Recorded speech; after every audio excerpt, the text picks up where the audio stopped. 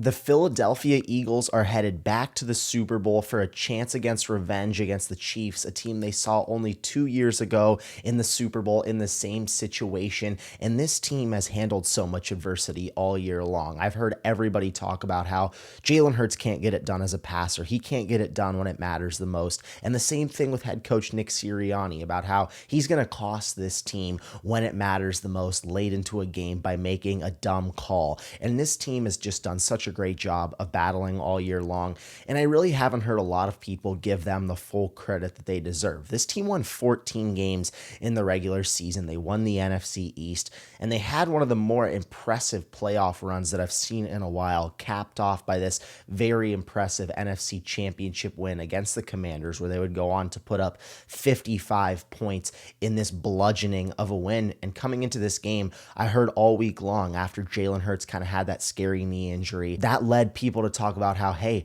he really hasn't looked great throwing the ball in the playoffs. And this passing offense, the numbers were down from last year. And they just play stylistically different when you have Saquon Barkley, obviously.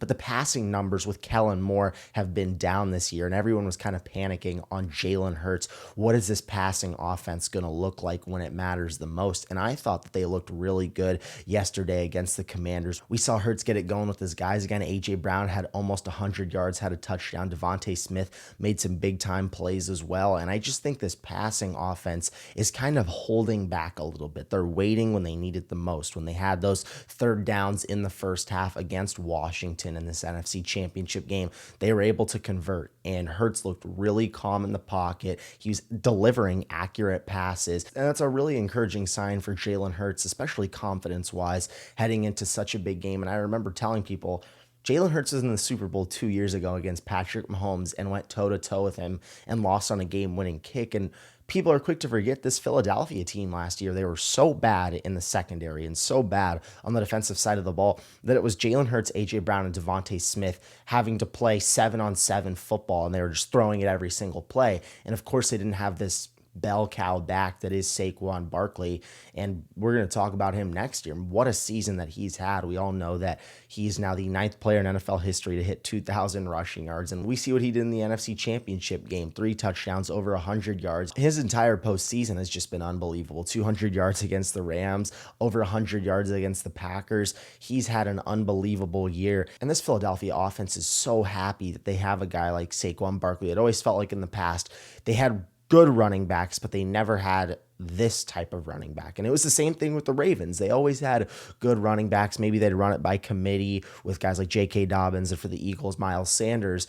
Now you bring in Derrick Henry. Now you bring in Saquon Barkley, and these teams' rushing attacks have been unbelievable. And now you have that dual threat quarterback in the backfield as well that can take it on read options. And that's what this Philadelphia team has had the luxury of virtually all season long. Saquon Barkley has been so unbelievable. The biggest free agent signing this entire year. The Giants letting him go to this Eagles team with this stacked offensive line where Cam Jurgens has done an unbelievable job of stepping up for Jason Kelsey. And you still have this stout offensive line with Jordan Mailata, Lane Johnson, Landon Dickerson. This team can run the ball at such a high level, and Saquon Barkley has taken full advantage. And then you take it back a layer and you just look at this receiving core, and starting with A.J. Brown, one of the best receivers in the NFL, just such a tough route runner, great go ball receiver. He can really run the whole route tree if you ask him to. And he cooked Marshawn Lattimore in that one go ball when it mattered a lot.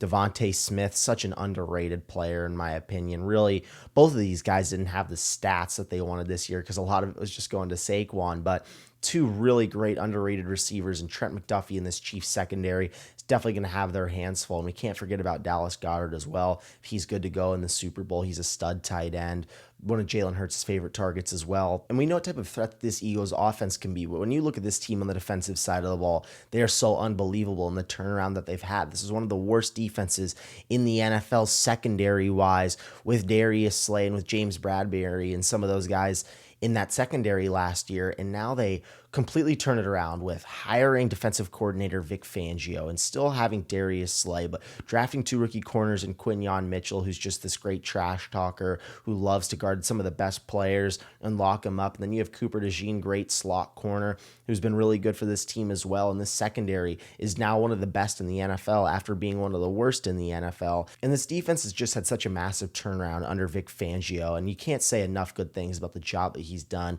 getting this defense back to that 2022 Super Bowl caliber defense. And now they're back. Now they're back and have a massive opportunity on their hands. Of course, against the greatest quarterback of this generation, a quarterback that's pushing Tom Brady and is one game away from a lot of people, in my opinion, calling him the GOAT. I don't know if I'm ready to put him in that category yet, but the Philadelphia Eagles have seen this man before. They know what type of challenges that he presents. Can they get it done when it matters the most? When I look at this matchup in the Super Bowl, the one thing I noticed that in the AFC Championship, the Buffalo Bills were really successful at running the football with James Cook. They stuck with it, kept running the football, and he was able to break a few runs and eventually just bleed away this defense. And we also saw how critical it was for Josh Allen to use his legs as well on those 3rd and shorts, on those 4th and shorts. And I think we're going to see a similar dose of that with Jalen Hurts and Saquon Barkley as well. I think Saquon needs at least 20 to 25 carries. Jalen Hurts is going to need at least 10 carries as well. This team is going to need to be running the football. They're going to need to be physical, not pretty. 2 years ago in the Super Bowl, they had a lot of flashy passes, and this passing offense looked really good, but they're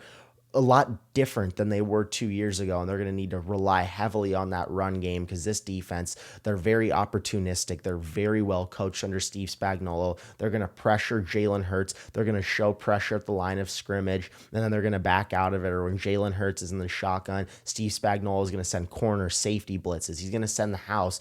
So Jalen Hurts has got to be ready, and he's going to have a tough matchup with A.J. Brown and Trent McDuffie that's going to be really fun to watch in the Super Bowl. And on the defensive side of the ball, you look at this talented Philadelphia roster, and you look at the Chiefs, and it's like, man, matchup-wise, we should be able to stop this team. But then you look across the field, and you have number 15 that is this unstoppable juggernaut that is just tearing apart everybody right now. And now he's only one game away from greatness. And for the Eagles, what they have to do is they have to keep Mahomes in the pocket. They have to cage rush him and force him to stay inside of the pocket, because once he gets loose, once he's able to find those alleys, or once he's able to roll out, that's when he gets the most dangerous. And we know his partner in crime, this Robin to his Batman, and Travis Kelce is so dynamic at doing that scramble drill as well. So as long as they can contain that, they're going to have a lot better shot at winning this game, in my opinion. We saw early on against Buffalo that the Chiefs are utilizing this quick passing game with Marquise Hollywood Brown. He's really made some big time strides for the Chiefs as well. So in my opinion, for the Eagles, it's all about containing number 15. You have to try and neutralize him as much as possible. And obviously that's really, really hard to do, a lot easier said than done. But if they can keep him in the pocket and use some of those athletic linebackers that they have as spies like Zach Bond, I think this team is going to have definitely the upper hand in terms of roster wise. But Patrick Mahomes is such a great player. We are in store for another great Super Bowl between these teams. I'm Caden Kubler, and thank you guys for watching.